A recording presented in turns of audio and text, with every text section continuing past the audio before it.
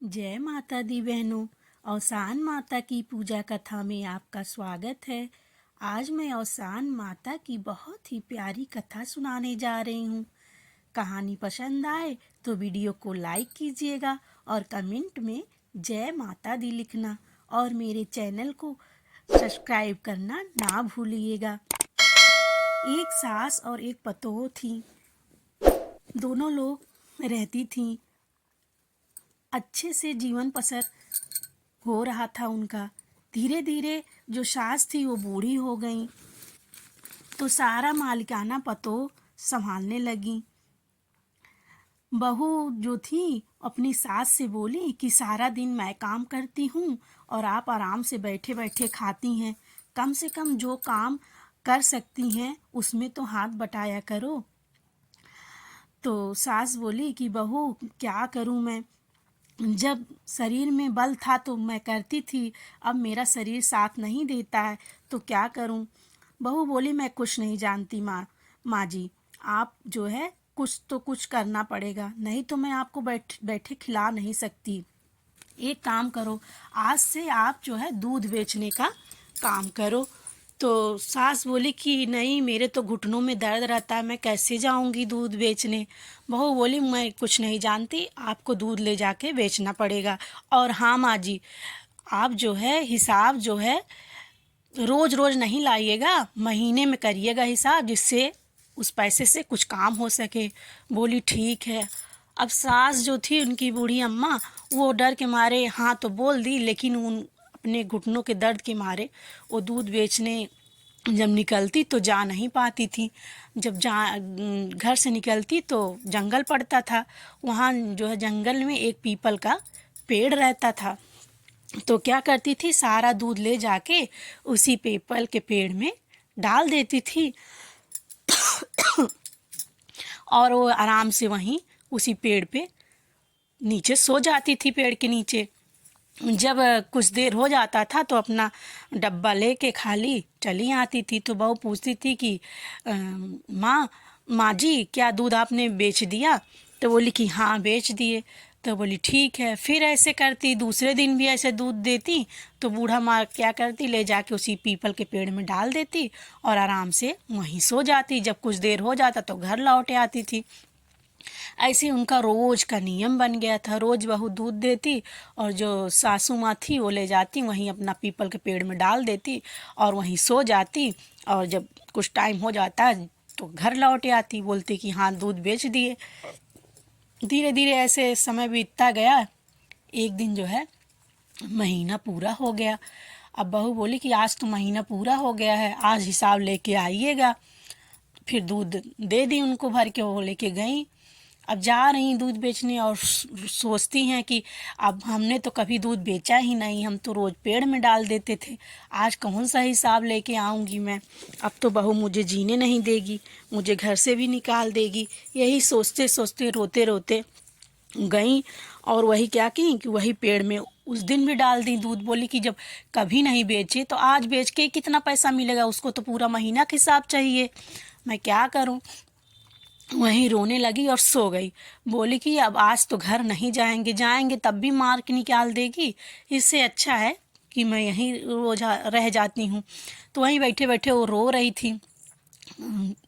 तो उस दिन क्या हुआ, गांव में किसी के यहाँ दुर्दुरिया की पूजा थी, औसान मैया की। और सब सुहागनें जो थीं वो औसान माता की पूजा करके जा रही थी। और उसी सुहागनों के बीच में बहनों औसान मैया भी थी, औरत का वेश धरे। तो जब उन्होंने देखा कि कोई रो रहा है तो सोची कौन रो रहा है। देखी तो बूढ़ी माँ वहाँ बैठ के रो रही थी। सोची कैसे घर जाए, तो आई उनके पास। बोली कि क्या बात है, क्यों रो रही हो आप। तो बोली कि क्या बताएं, आप क्या मेरा दुख दूर करेंगी। तो बोली कि हाँ बताओ, क्या पता अगर हमारे बस में हो तो हम दूर भी कर दें। तो बोली कि रोज़ मेरी बहू जो है ज़बरदस्ती मुझे दूध बेचने के लिए भेजती थी, मैं अपने घुटनों के दर्द के मारे जा भी नहीं पाती थी, रोज़ इसी पेड़ में पीपल के डाल देती थी। और बोली थी कि 1 महीने बाद हिसाब लेके आना। तो मैं आज हिसाब 1 महीने का पूरा हो गया और बोली है कि पैसा लेके आना घर, लेकिन जब हम दूध बेचे ही नहीं है तो पैसा कहाँ से लेके जाएं। तो इसीलिए रो रही हूँ कि अगर जाऊँगी तो भी मार के निकाल देगी वो। तो बूढ़ी माता बोली, जो आसान माता थी बूढ़ी माँ के भेष में, वो बोली कि ऐसा है, तुम रो मत, मैं तुम्हें कुछ उपाय बताती हूँ और वही कर लो, और जाना तुम तो तुम्हारी बहू तुम बहुत खुश हो जाएगी और तुमको घर से भी नहीं निकालेगी। तो बोली कि अच्छा ऐसा कुछ हो सकता है? बोली हाँ बिल्कुल हो सकता है। तो बोली कि जाओ, जो पीपल का जितना पेड़ का पत्ता गिरा हुआ है वो सब अपने डब्बे में भर लो दूध वाले, और अपने आंचल में भर लो, और देखना मत, और भर के लेके जाओ अपने घर। और जब तुम्हारी बहू पैसा मांगेगी तुमसे तो वही जो है अपना आंचल जो है उसके आंचल में डाल देना, और जो है वो डिब्बा का भी जो भरी रहना पत्ता था वो भी डाल देना। तो बूढ़ी माँ घबरा गई, बोली कि वैसे तो मार के निकालती ही है, आप जो बता रही हैं ऐसे तो हमको जान से मार देगी। तो बोली कि नहीं, कुछ नहीं होगा, जैसा मैं तुम्हें बता रही हूँ ऐसा करो, तुम्हारा जो है सब दुख दूर होगा। तो बूढ़ी माँ के जो है बात सुन के उस जो है बोली ठीक है, ऐसा ही करूँगी।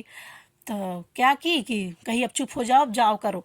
तो बोली कि गई जल्दी जल्दी पत्ता जो है जितना पीपल का गिरा था नीचे वो सब डब्बे में भर ली और अपने आंचल में भर ली, और जो है गई अपने घर। अब जो बहू थी वो इंतज़ार कर रही थी पैसे का, तो जैसे देखी सास को आते दौड़ पड़ी, बोली कि पैसा लाई, पैसा लाई? बोली कि हाँ लाए हैं। तो बोली कि दीजिए, कहीं नहीं ऐसे नहीं देंगे, आंचल फैलाओ अपना। तो आंचल जब फैलाई तो जो है अपना आंचल उसमें झाड़ दी, पूरा जो पत्ता था अवसान मैया की कृपा से सब सोना चांदी बन गया था पैसा। तो उसके बाद फिर बोली कि डब्बा भी बोली कि इसमें भी है, वो भी पूरा नहीं, पूरा उनका आंचल एकदम भारी हो गया।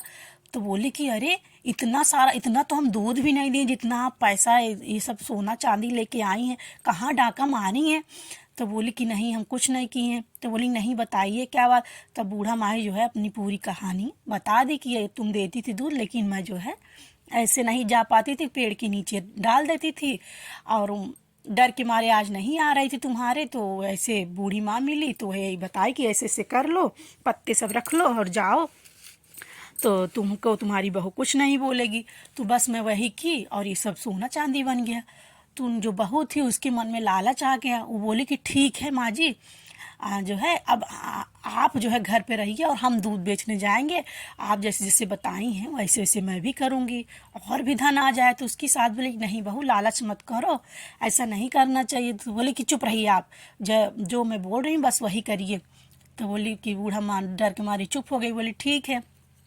अब रोज वो दूध लेके जाने लगी बेचने के लिए, और वो भी वही करती, उसी पेड़ में डाल देती और वहीं पेड़ के नीचे बैठी रहती, फिर कुछ देर में घर आ जाती।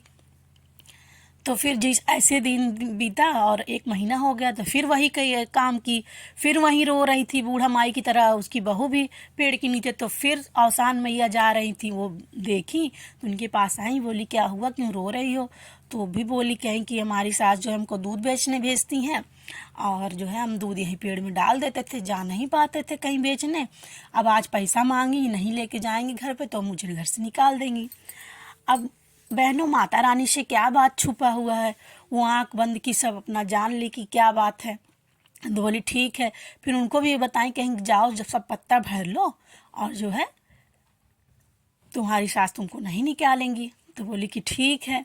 वो तो सब जानती ही थी, जल्दी जल्दी खुशी खुशी अपना खूब सारा पत्ता, अपनी सास से भी ज़्यादा पत्ता वो भर ली, डिब्बे में भी अपने आंचल में भी, और लेके जब गई तो बोली कि जो है कि लीजिए हम ले आए हैं पैसा। तो उनकी सास बोली कि ठीक है ले आई हो तो जो है वो कर दो। जैसे आंचल खोली देने के लिए, वैसे उसमें से बहुत सारे बिच्छू, कीड़े मकोड़े सब उकरने लगे, उनको डंक मारने लगे। अब जल्दी से सब झड़ियाते हुए जो है रोते चिल्लाते हुए भगी, डिब्बा खोए तो उसमें भी सब बिच्छू सिच्छू सब कीड़े मकोड़े सब दौड़ रहे हैं, लगी रोने। फिर सास से बोली कि ये क्या, आपको तो पैसा हो गया था, मुझे ऐसा क्यों हुआ कि सब कीड़े मकोड़े हो गए? तो उनकी सास बोली कि तुम लालच करी थी इसीलिए ये सब हुआ है, और मैं मना कर रही थी तुमको नहीं मानी इसीलिए सब हुआ है। अब उनको सब कीड़े मकोड़े छोड़ ही नहीं रहे हैं। तो फिर जो है जो बूढ़ी माँ थी वो आसान मैया को पुकारने लगी, बोली हे अवसान मैया कि इसको क्षमा कर दो और जो है इसको सद्बुद्धि दो माता रानी। और वो भी फिर चिल्लाने लगी, हे अवसान मैया मैं ऐसा नहीं करूँगी, ऐसी लालच नहीं कभी नहीं करूँगी, माँ मुझे माफ़ करो, माँ मुझे माफ़ करो। तो अवसान माता जो है सब उनका फिर से सही कर दी, कीड़ा मकोड़े सब गायब हो गए और वो अपनी सास के चरणों में गिर गई। बोली आज से मैं आपको कभी परेशान नहीं करूँगी, आपकी सेवा करूँगी, आपको अच्छे से रखूँगी और अवसान मैया की दुरदुरिया चबवाऊँगी। तो अवसान मैया को बुला मतलब सबको बुला के सुहागिन अवसान मैया का दुरदुरिया चबवाएं और दोनों सास बहू बहुत प्रेम से रहने लगी।